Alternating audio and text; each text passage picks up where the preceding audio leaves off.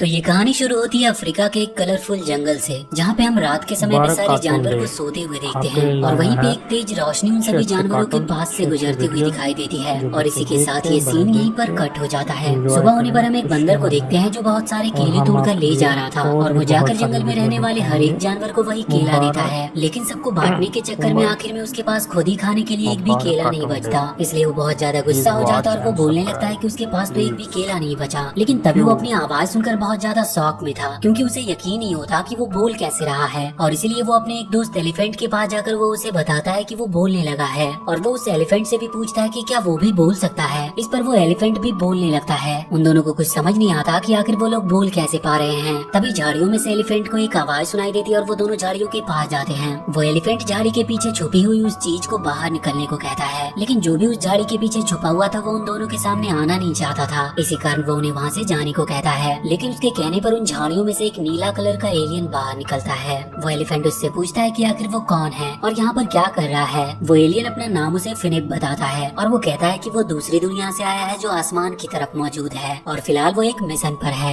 Elephant और वो monkey दोनों उससे उसके मिशन के बारे में पूछते हैं, लेकिन फिनिप उन दोनों को कुछ भी बताता नहीं है। इसके बाद वो उन दोनों को बताता है कि उसे वापस अपनी दुनिया में जाना है, जिसके लिए वो बहुत ज्यादा परेशान है। तभी वो एलिफेंट अपनी सूंड में उसे उठाकर आसमान की तरफ जोर से फेंक देता है ताकि वो उसे अपनी दुनिया में वापस भेज सके। लेकिन ऐसा होता नहीं और एक बार फिर से वो उन्हीं के बीच में आकर नीचे गिर जाता है। ये देखकर वो एलिफेंट उसे एक बार फिर से आसमान की तरफ फेंकता है और उसी दौरान मंकी और एलिफेंट नोटिस करते हैं कि वो दोनों अब बोल नहीं पा रहे थे। तभी वो एलियन एक बार फिर से उन दोनों के बीच आकर गिरता है। इसके बाद हम फिनिप के हाथ में एक चमकता हुआ गैजेट देखते हैं। वो बताता है कि वो दोनों इसी की मदद से बोल पा रहे थे। ये बात सुनने के बाद वो मंकी उसके हाथ से वो गैजेट छीनता और पूरे जंगल में हर एक जानवर के पास जाता है ताकि वो उन लोगों की आवाज सुन सके। वो सभी लोगों की आवाज सुनने के बाद बहुत ज्यादा खुश था और एक बार फिर से उसके पास आता है। लेकिन अब वहाँ पर बहुत से जानवर इकट्ठा हो चुके थे, जहाँ पे फिनिप सभी को बताता है कि उसे किसी भी हालत में वापस जाना होगा और इसके बाद वो वहाँ से अकेला ही जाने के लिए डिसाइड करता है। लेकिन मंकी और एलिफेंट भी अपने साथियों के साथ उसके साथ जाना चाहते थे। इसी कारण वो फैसला करते हैं कि वो भी उसे छोड़ने के लिए उसके साथ आगे बढ़ेंगे। लेकिन फिनिप उन्हें मना करके वहाँ से अकेला चला जाता है, पर मंकी और एलिफेंट के सारे साथी अभी भी उसका पीछा कर रहे थे। और ये बात जब फिनिप को पता चलती है तो वो उन सभी पर बहुत गुस्सा हो जाता है, क्योंकि वो चाहता था कि वो अकेला ही आगे बढ़े। वो एलिफेंट और मंकी उससे उसके मिशन के बारे में पूछते हैं, जिस पर फिनिप सभी को बताता है कि उसे पृथ्वी को जीतने के लिए यहाँ भेजा गया था, लेकिन उसकी सेप अब खराब हो चुकी है और अब वो वापस घर नहीं जा सकता और उसने अभी तक पृथ्वी भी नहीं जीती। ये बात सुनकर वहाँ मौजूद सारे जानवर उसे मोटिवेट करने लगते हैं और उससे कहते हैं कि तुम अभी भी पृथ्वी जीत सकते हो। और इसके बाद वो सभी लोग इस तरह का दिखावा करने लगते हैं कि उस एलियन ने उन सभी लोगों को हराकर पृथ्वी को जीत लिया है। इस बात से फिनिप बहुत ज्यादा खुश होता है और मंकी और एलिफेंट के सारे साथियों को अपना दोस्त बना लेता है, क्योंकि वो बहुत ही ज्यादा अच्छे थे। उन्होंने उसकी पृथ्वी को जीतने में मदद जो की थी। और वहीं थोड़ी देर बाद ही उस एलियन के अंदर से एक अजीब सी रोशनी चमकने लगती है। दरअसल ये उसका अलार्म था जो उसकी दुनिया के लोग अपने साथ हमेशा कैरी किया करते थे और उसने भी उसे अपने पास रखा था ताकि जब वो प्लेनेट को जीत ले तो वो अलार्म ऑन हो जाए, जिससे उसकी दुनिया के लोगों को भी पता चल सके। इसके बाद सारे लोग डिसाइड करते हैं कि वो फिनिप की उस स्पेसशिप को ढूंढ लेंगे जो खराब हो चुकी है और सभी लोग उस स्पेसशिप को ढूंढने के लिए आगे बढ़ जाते हैं। फिनिप के साथ उसके नए दोस्त भी मौजूद थे, इसीलिए अब वो बहुत ज्यादा खुश था। उसी जंगल में हम एक बर्ड के अंडे को देखते हैं जो अपने एक घोंसले से उछल कूद कर रहा था और इसके बाद सारे लोग स्पेसशिप को ढूंढने के लिए आगे बढ़ जाते हैं। आगे बढ़ते हुए वो लोग रेगिस्तान की तरफ आ जाते हैं, जहाँ पर उन्हें एक भैंसों का झुंड नजर आता है और वहाँ पर उस एलियन के पास रखे उस गैजेट के कारण वो भैंसे भी बोलने और गाने लगती है। ये देखकर उन भैंसों के झुंड का लीडर एलियन और उसके साथियों को एक गाने का चैलेंज देता है, जिस पर एलियन उन सभी भैंसों को हरा देता है। जिसके बाद वो लोग वहाँ से आगे बढ़ते हैं। रास्ते में हम वही बर्ड का अंडा देख पाते हैं जो लुढ़कते हुए इन्हीं लोगों का पीछा करते हुए आगे बढ़ रहा था।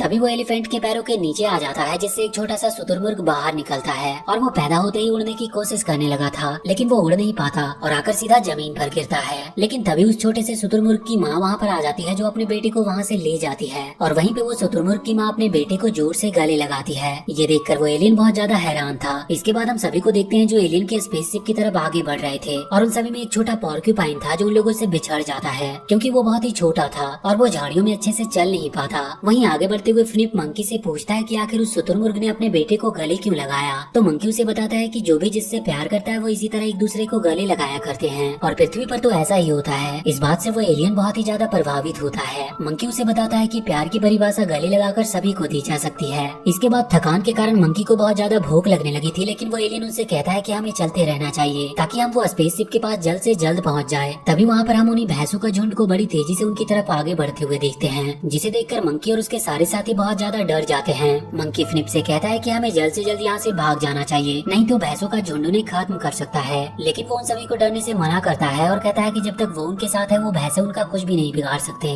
तभी उन भैंसों का लीडर उन लोगों के पास आता और उनका लीडर फिनिप को धन्यवाद कहता है, क्योंकि उसी के कारण अब वो बोल पा रहे थे। और उसके बाद फिनिप और मंकी एक बार फिर से अपने साथियों के साथ आगे बढ़ जाते हैं। इसके बाद हम उस पोर्क्यूपाइन को देखते हैं जो किसी तरह से उन झाड़ियों में से होते हुए उसी जगह पर पहुंच चुका था जहाँ पर फिनिप की वो खराब स्पेसशिप पड़ी हुई थी। वो उस स्पेसशिप के पास जाता है जहाँ पर उसे एक चमकती हुई चीज नजर आती है और वो उस चीज को देखकर बड़ा हैरान होता है और वो उस चमकती हुई चीज को छू लेता है, जिसके बाद वो स्पेसशिप ऑन हो जाती है। दरअसल वो उस स्पेसशिप को ऑन करने का बटन था जो पोर्क्यूपाइन ने छू लिया था। इसके बाद उस स्पेसशिप में एक मैसेज डिलीवर होता है जो फिनिप की दुनिया के लीडर का था। वो फिनिप को बता रहा होता है कि तुम्हें लगभग 2 महीने से ज्यादा हो चुके हैं और तुम अभी तक अपने मिशन में कामयाब नहीं हुए हो जो तुम्हें सौंपा गया था। वो लीडर उसे बता रहा था कि अगर तुमसे पृथ्वी नहीं जीती जा रही तो तुम वापस आ सकते हो। ये बात जब वो पोर्क्यूपाइन सुनता है तो वो बहुत ज्यादा घबरा जाता है और अपने सारे साथियों के पास जाने लगता है, लेकिन वहीं पर एक चट्टान से टकराकर वो नीचे लुढ़क जाता है और उसके नुकीले कांटे होने के कारण वो सीधा जाकर एक पेड़ में चिपक जाता है और वो उससे निकल नहीं पा रहा था। इधर हम सभी जानवरों को देखते हैं जो उस एलियन के साथ शिप की तरफ आगे बढ़ रहे थे, लेकिन सारे लोग थके हुए थे जिस कारण वो शाम होने पर वहीं पर आराम करने का सोचते हैं। फिनिप भी वहीं पर उदास होकर बैठा था,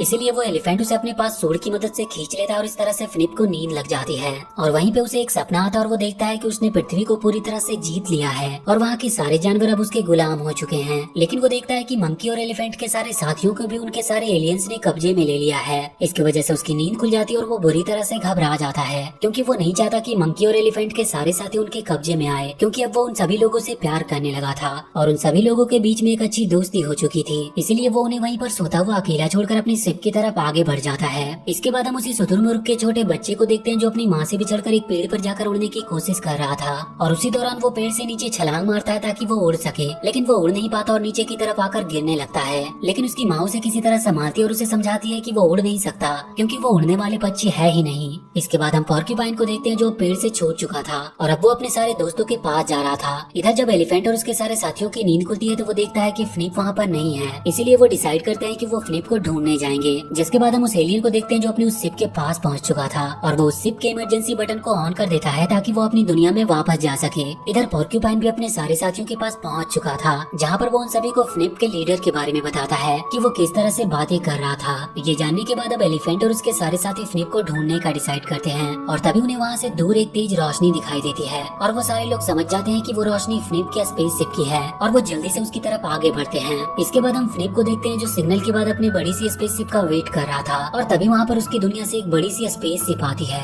जिसमें से बहुत सारे एलियंस बाहर निकलते हैं और उन्हीं में से उनका लीडर भी मौजूद था जो दरअसल फिनिप का ही फादर था। वो आते ही फिनिप से पूछता है कि क्या उसने इस दुनिया पर जीत पा ली है, जिस पर वो उसे बताता है कि उसने अभी तक इस दुनिया को जीत नहीं पाया और इसीलिए उसने यहाँ से जाने का फैसला किया है। तो उसके फादर उसे बताते हैं कि शायद तुम मुझसे झूठ बोल रहे हो, लेकिन फिनिप बताता है कि ऐसा कुछ भी नहीं है, उसने अभी तक इस दुनिया को जीता ही नहीं है। उनकी ये सब बातें एलिफेंट और उसके सारे साथी भी सुन रहे थे और वो लोग हैरान थे कि फिनिप उससे झूठ क्यों बोल रहा है, जबकि फिनिप ने तो इस दुनिया को जीत लिया था। लेकिन इसके बाद फिनिप के फादर ही पृथ्वी को जीतने का डिसाइड करते हैं और वो कहते हैं कि अब वो खुद ही पृथ्वी को जीतेंगे और यहाँ के सारे जीवों को अपना गुलाम बना लेंगे। ये बात सुनने के बाद फिनिप अपने फादर को रोकता है और उनसे कहता है कि इस पृथ्वी पर कोई भी ऐसी चीज नहीं है जिसे जीता जाए, यहाँ के लोग बहुत अच्छे हैं। किसी तरह से वो अपने फादर को मना लेता है ताकि वो इस पृथ्वी पर तबाही ना मचा सके। उसके फादर अपने बेटे की बात मानकर उसके साथ वापस शिप में लौट आते हैं ताकि वो लोग यहाँ से जा सके। जैसे ही फिनिप स्पेसशिप में आता है तो उसे अपने दोस्तों की याद आने लगती है क्योंकि उसने उन लोगों के साथ एक बहुत अच्छा टाइम गुजारा था। लेकिन निराश होकर वो उस शिप में लौट आता है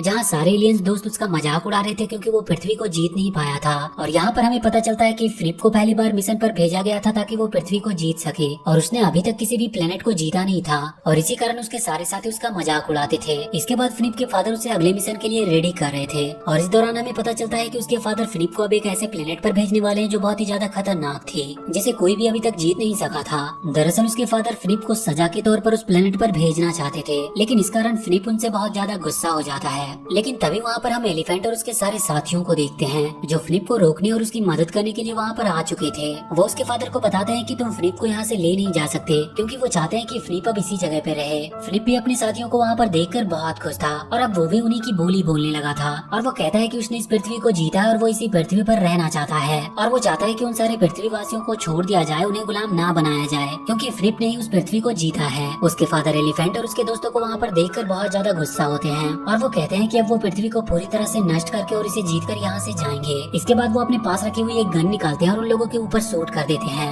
लेकिन किसी तरह से एलिफेंट उस गन को डिस्ट्रॉय कर देता है, जिस कारण उस शिप में बहुत बड़ा ब्लास्ट होता है, जिसकी वजह से वो एलिफेंट नीचे की तरफ गिरने लगता है। लेकिन किसी तरह वो अपनी सूंड की मदद से धीरे धीरे करके अपने आप को नीचे उतार लेता है। उसी दौरान फ्लिप का वो अलार्म भी नीचे गिर जाता है, जो आकर सीधा शुतुरमुर्ग के उसी बच्चे के पास गिरता है, जिसे देखकर शुतुरमुर्ग का बच्चा बड़ा हैरान था। इसके बाद हमें फ्लिप के फादर को दिखाया जाता है, जो इस पृथ्वी पर कब्जा करने के लिए अपने गैजेट बाहर निकालते हैं। लेकिन तभी मंकी किसी तरह से फ्लिप के फादर के हाथ से वो गैजेट लेकर वहाँ से भाग जाता है और उसके फादर भी उसका पीछा करते हैं। इधर फ्लिप भी अब उस स्पेसशिप में अकेला था, जिस कारण वो एलियन उसे पकड़कर ले जाने लगते हैं। लेकिन तभी वहाँ पर एलिफेंट के कुछ साथी आ जाते हैं, जो किसी तरह से उसे वहाँ से बचाते हैं। इसके बाद वो मंकी और फ्लिप के फादर के बीच में एक जोरदार फाइट होती है और वो दोनों धरती की तरफ नीचे आकर गिरने लगते हैं। लेकिन वहीं पर हम उस एलिफेंट को देखते हैं, जो शुतुरमुर्ग के पास पहुंच चुका था, जहां वो उस गैजेट को देखकर समझ जाता है कि ये गैजेट फ्लिप की है। तभी वहां पर मंकी और फ्लिप के फादर लड़ते हुए आते हैं, जहां मंकी एलिफेंट को बताता है कि उन्हें वो गैजेट लेकर तुरंत ही फ्लिप के पास जाना होगा, ताकि वो इस पृथ्वी का असली मालिक बन सके। इसके बाद हम शुतुरमुर्ग के उसी बच्चे को देखते हैं, जो उड़कर उस गैजेट को लेकर स्पेसशिप की तरफ आगे बढ़ रहा था। जैसे ही वो उस स्पेसशिप के पास पहुंचता है, वो आसमान से नीचे गिरने लगता है, लेकिन एलिफेंट अपनी सूंड से उसे वापस से स्पेसशिप में पहुंचा देता है। इधर मंकी और फ्लिप के फादर जब लड़ाई कर रहे होते हैं, तब मंकी उनकी कैद में आ जाता है। तभी वहाँ पर भैंसों का वही झुंड आता है, जो फ्लिप के फादर के ऊपर होते हुए वहाँ से आगे बढ़ जाता है। इधर स्पेसशिप में हम फ्लिप को देखते हैं, जिसे अपना गैजेट मिल चुका था और वो उस गैजेट को ऑन करने के लिए मशीन के पास जाता है। तभी वहाँ पर उसके फादर आ जाते हैं, जो अभी पृथ्वी से सीधा उड़कर स्पेसशिप में पहुंचे थे, और वो फ्लिप से पहले ही अपने गैजेट को ऑन कर देते हैं और इस तरह से फ्लिप के फादर ही पृथ्वी को जीत लेते हैं। ये देखकर फ्लिप बहुत ज्यादा उदास होता है, जिसके बाद वो अपने फादर को बताता है कि वो इस पृथ्वी को जीत सकते हैं, लेकिन यहाँ के लोगों को वो बिल्कुल नहीं जीत सकते। वो बताता है कि यहाँ के लोगों को जीतने के लिए उनके पास एक खास चीज होनी जरूरी है, जो उनके पास नहीं है। ऐसा कहकर वो अपने फादर को गले लगा लेता है। तभी हम देखते हैं कि उसके फादर और फ्लिप दोनों का कलर पूरी तरह से चेंज हो चुका है और अब वो दोनों पीले हो चुके हैं। और यहाँ पर हमें पता चलता है कि वो अब सारी बुराइयों को छोड़कर आजाद हो चुके थे और अब उनके अंदर कोई भी बुराई नहीं बची थी। इसके बाद फ्लिप के फादर अपने बेटे को गले लगाकर इमोशनल हो जाते हैं, क्योंकि उन्होंने दुनिया को जीतने के लिए अपने बेटे को खो दिया था। इसके बाद फ्लिप और उसके फादर वहाँ मौजूद सारे एलियन को भी उसी तरह पीला कर देते हैं, ताकि उनके अंदर से भी सारी बुराइयां दूर हो जाए। इसके बाद सारे एलियन अब पृथ्वी पर लौट आते हैं, जहाँ पर हम देखते हैं कि सारे एलियन पूरी तरह से पीले हैं और हम एलिफेंट और उसके दोस्तों को देखते हैं, जो फ्लिप को देखकर बहुत ज्यादा खुश थे। इसके बाद फ्लिप अपने पास रखे हुए उस गैजेट को आसमान की तरफ फेंकता है, जहाँ वो चमकता हुआ आसमान में फ्लिप के सारे दोस्तों